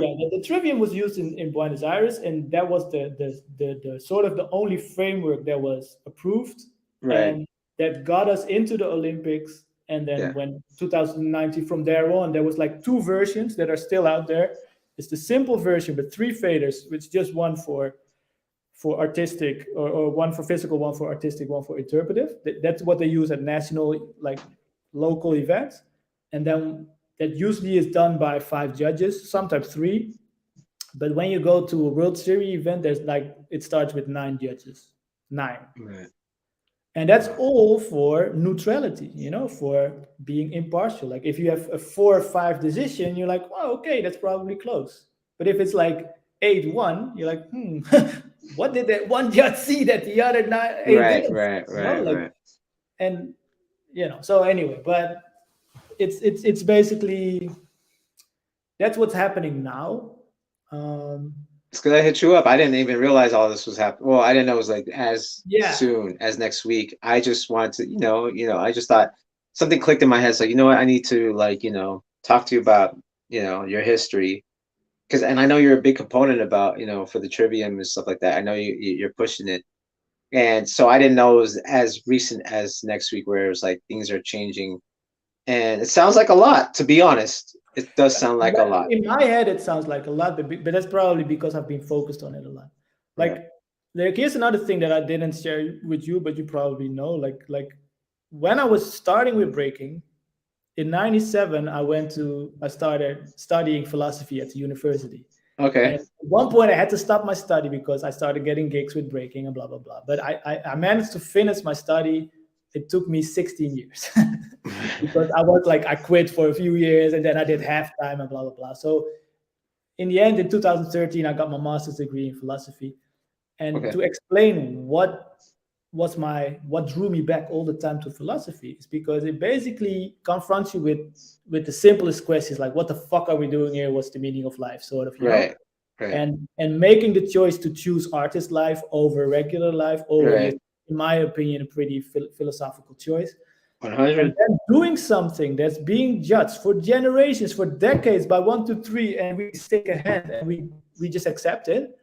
That in a way is something that was a philosophical challenge for me as well, because Yes. like we connect with everybody in a non-verbal way. There's music, there's a circle, and we connect and we feel connected because we share this passion for something that we all interpret in a different way. So when somebody starts saying, I know the way that I'm going to teach to others on how to judge this dance, I'm super interested, because like I will shoot holes in it from every side, because That's like good. of course. And actually, that's something I didn't mention. Like they start, like the architects of the Trivium, they realized like we cannot be like Restorm and Renegade cannot be the only people trying to explain this system. So after the first exams, there was a lot of people that were like, okay, this and this is great, this and this, it needs to be tweaked, or the words are too, out of space, whatever, professor level, because Storm goes deep. He's Yeah. reading a lot of books, Yeah. so sometimes he loses the connection with just the simple way of having conversations. So they started a group called the Dance Education Network. I tagged them on Instagram for Yeah, this okay. link. So this is basically a group of people, and I'm part of it, that we're like, yo, we want to contribute, we want to help, because this philosophy, this framework is dope, but like the delivery sometimes can be, we had suggestions or Right. questions, and everybody that Right. activity, like a lot of people forget that the people in our community are super accessible. Like Yeah. Storm and Yeah. Renegade, when I talk to them, sometimes they're frustrated that people don't even reach out to them to ask a simple question on why things are the way they are. They're Yeah. like, yo, like this could have been solved. Like now you make something up, but yo, we could just broke it down to you. Like really Thus, simple. Facebook posts. Yo, exactly. So, and I think, I just basically, I felt like, yo, I have something to say about it, or I want to be involved. So we're just like sort of a think tank, and we're just like, yo, this actually can save the soul of our dance. That's basically my only tagline that I would give to the Trivium. Like It, it could save yeah. the soul of our dance. There's even been other sports like BMX and skateboarding that come up to us and be like, yo, you guys actually found a way to judge style and Right. innovation. How the hell did you guys do that? Because in some, like I spoke to some BMX guys. They had a competition where one guy was using an object in a way that was never used during the whole competition. Like he just did some weird slide, and he had a standing ovation. But he ended 17, and the winner was a guy who landed all his tricks. And Right. there you see the divide happening, because in their judging system, it didn't have a way to value innovation Right. and to give credit to people that do something in a freaking stylish way, even though that's a big part of the culture that you just try and give a platform to. Right. So that for me was like, okay, if you fail with that, then I'm no game. But Yeah. with this approach, and also with the comparative approach, which makes a huge difference. People don't even realize that we've always thought that you can just score somebody on a solo. No. In a battle, yo, it's not a solo. Otherwise, we No. wouldn't have battles. You can just have Right. everybody do a solo. We give a Yeah. score. The highest score gets the gold. That would Yeah. be bullshit. Yeah.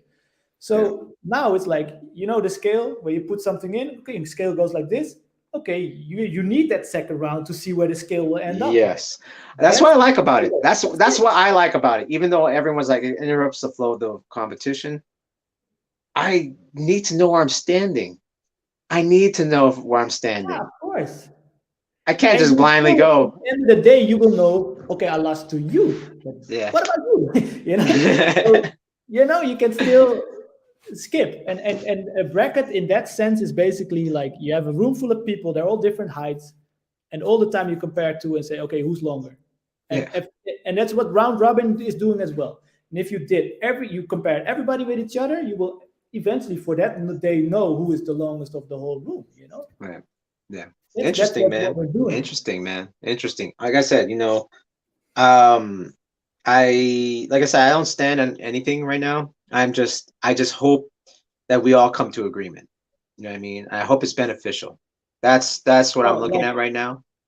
right now, this talk already for me, of like, I love anyone that's creating a platform, even though I don't know how many people are following this, because I think, and I realize every year when I host, or Tyrone has, I have the privilege to host talks at IBE, I realize the conversation has always been the glue of our community.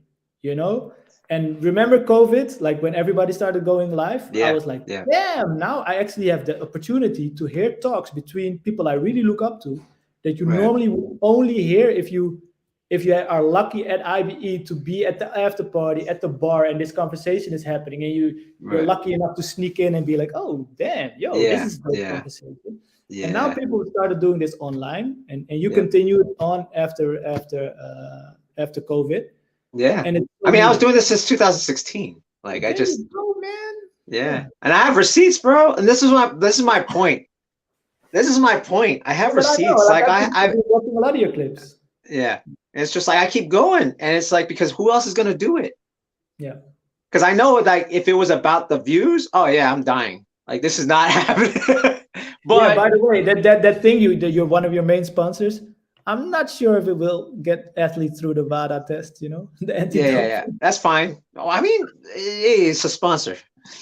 Well, otherwise, I'm not.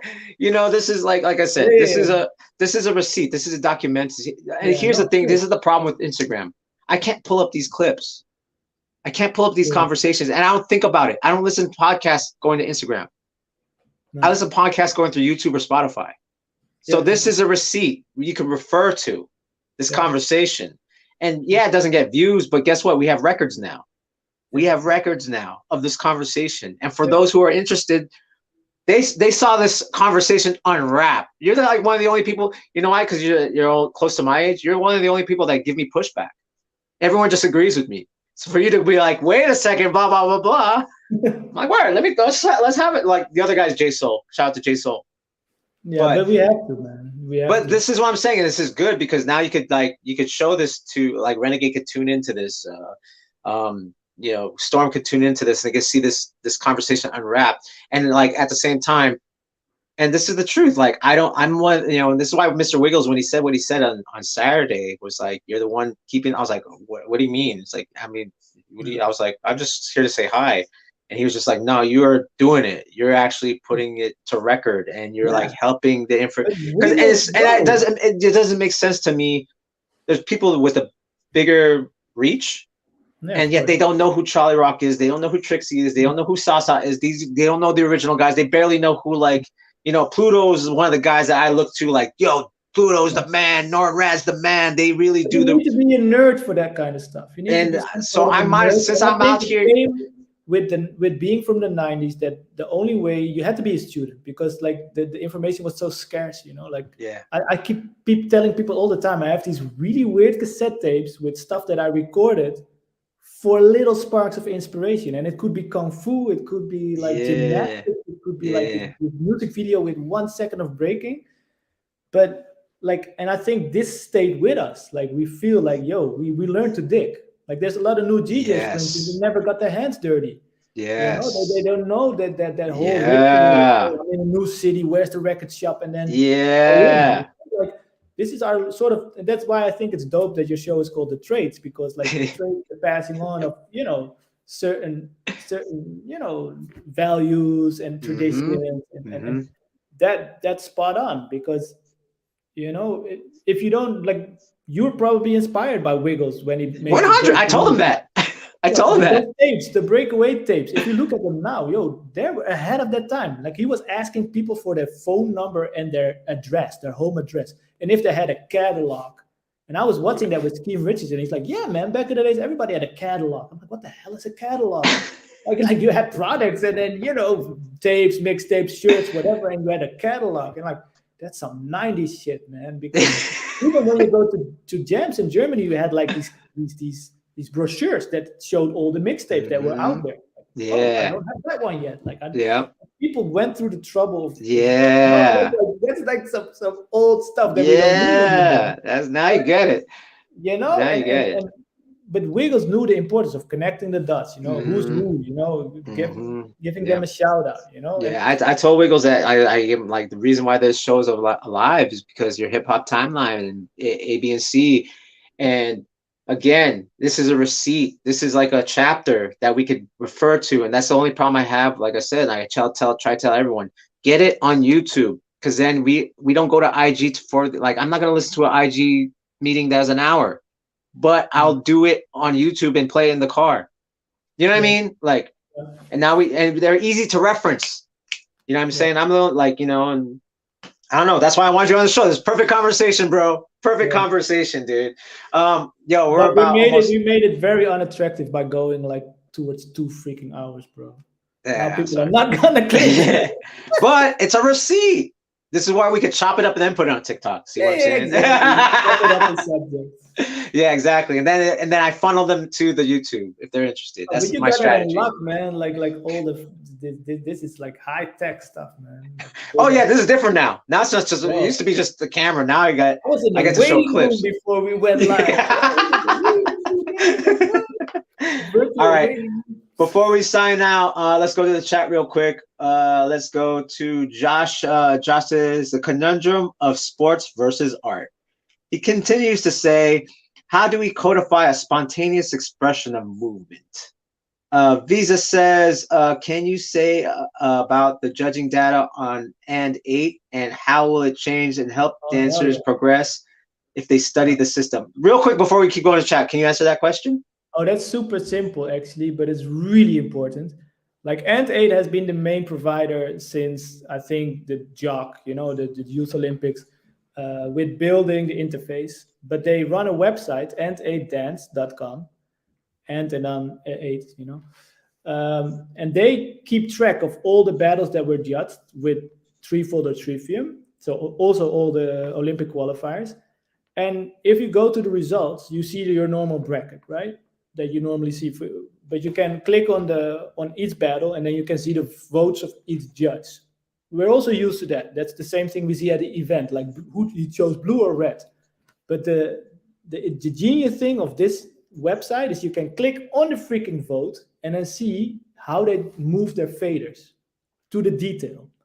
And this is a huge source of information, of feedback, that of course the new coaches and the athletes themselves now use, because I think it was Hefo from Poland who said it best. He said trivium for him is a not a system that changes how you dance, but it exposes your weaknesses.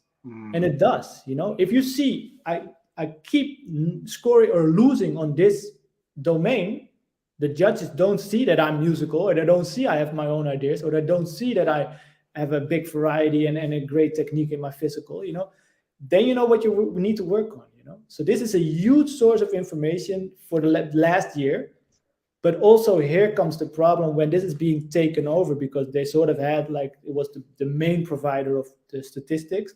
If the new provider, so let's say the Chinese provider, is not going to put on this information up on a website, then it's again, we're in the dark again. We only see hands.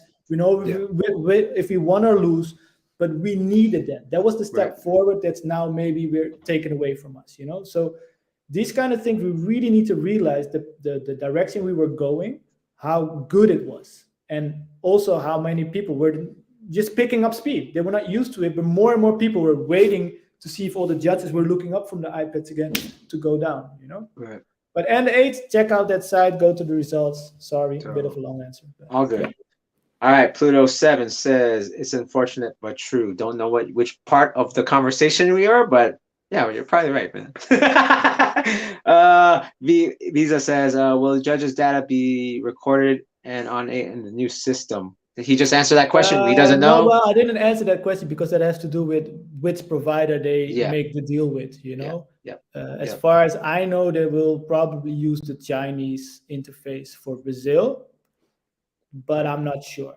We'll see. We'll keep you up. We'll keep you updated. We'll keep you updated on the trades. Yeah. Okay. And he says, I understand breaking at a deeper level because of the trivium system, and it's still learning. All right. Props to you, man. There you go. This is James, and he actually did the trivium training. Okay, word.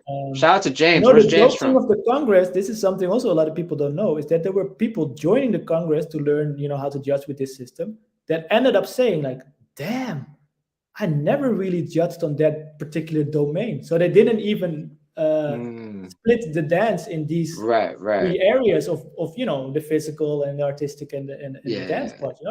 They're like, oh, I mainly was looking at style and blah blah blah, but I'm never comparing that part. Right.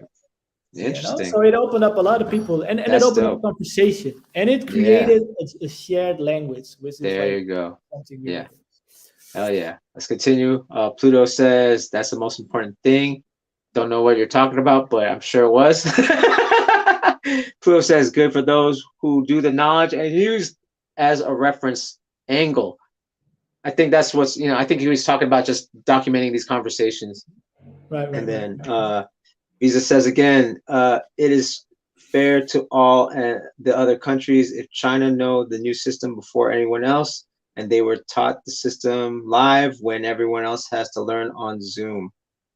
No, it's one of the things that's happening now, and yeah, it probably is not fair because it can give like an advantage to the people that already have knowledge before. Right. I mean, of course, the counter argument will be we're still in the qualifying period, but also here, like if it gives you that little edge and it changes your position on the ranking, it might become a problem. Right. But yo, we're all still navigating. Like people at this There you moment go. don't even know where to complain and through which channels. It's and to who. That's and that's That's the how new it is. and that's why this show is good because now we're having these conversations versus complaining on Facebook, blah blah blah, and there's nothing being done and there's no interaction. Well, I mean, the Um, advice I can give is go to your NMB. That's mhm, your national governing body because they represent the dance sport in your country and they can write things that they feel are going wrong on a global level. right, And make sure that the athletes speak up because like now because it was made like this rumor was basically or not a rumor but just like this information was shared just last week. This was like athletes saying like, wait, is this true? Like, because are we going to be judged in a different way in Brazil? Like why did nobody tell us? Like, can we find that somewhere? right, Like that needs to happen because like the Olympics committee, they really take complaints of athletes very serious. They don't really care about us having this conversation. right, right, right. But in the end, that's the people that need to feel comfortable and There you and, go. and I agree. I 100% agree. yeah. Before we wrap it up, we're at the almost at the 2 hour mark, man. That's good. Sorry, I That's miss what you, I'm man. saying. I didn't talk to Miss you you in a too, while. man. No, it's cool, man, because like I said, sometimes the conversations go like that because it's like rapid fire, and then you don't Yeah, realize like hours pass. yeah. Um, what? So, is there anything you gotta say to the audience before we wrap it up? Because, like I said, you gave a lot of knowledge, and we went rapid fire. Um, and I know you have concerns for when is that in Brazil? When are you judging again? What's the date on that? 14 and 15 April. Okay, so in a few That's in weeks. 2 weeks. And Yeah. and and next week they have the Congress, the 7-hour Congress.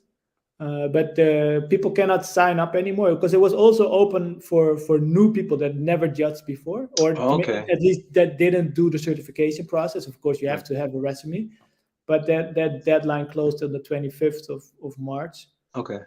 But you never know. Maybe if people really are up for it and they feel like, yo, I've been judging a lot and I need to get this knowledge and learn the system or Right. whatever, then they can talk to the NMB again. So But maybe maybe we'll do this.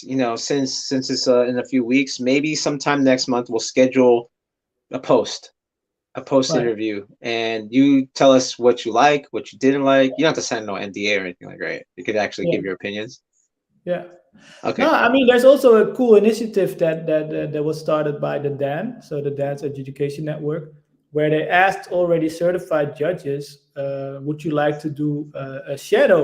You're gonna like this shadow judging session, shadow rock, because basically using still the old system, and Right. then for them to gain the experience, so they watch the live stream, they judge, and they have like a second device that turns into the interface to judge, like we normally would do, just to get experience.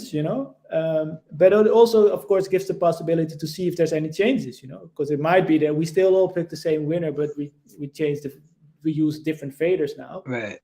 because that's the rule. If you change one little fader, you already have a decision, right? Right. If you're a lazy ass judge, you want to give zero feedback to the athletes on why they won. You just watch the battle and you push one little fader, and Right. then Right. Right. there's no consistency in all the results, but at least if you're on track with, okay, this is the person that won, that's how you pick a winner. It's like you Yeah. point your hand like this. But Same thing. Comes back to the same thing. But yeah, yeah, so what I'll do is I'm gonna schedule. So I'm gonna do this because like now we documented this. Let's schedule another interview, like maybe a month from now. You let us know how that system went in Brazil, and then we could continue the discussion. And I think yeah. it'll be interesting. I think it'll be interesting if All we right. have the discussion. It's cool. Like I want to clarify one thing, like because Mhm. like I'm just worried because I care. Yeah. It's not worried because I choose a side or whatever. But Right. I was Right. pretty convinced about the quality of what we were using already. Right. If I'm convinced the other way that this quality is even better, I will also, of course, say Right. so. Yeah. Yeah. If not, then I don't know what happens because like at this moment I'm still like sort of an official. I even have to sign like agreements that I'm speaking positive about the WDSF because that is who we represent when we're in function, Right. which is all totally makes sense. Yep.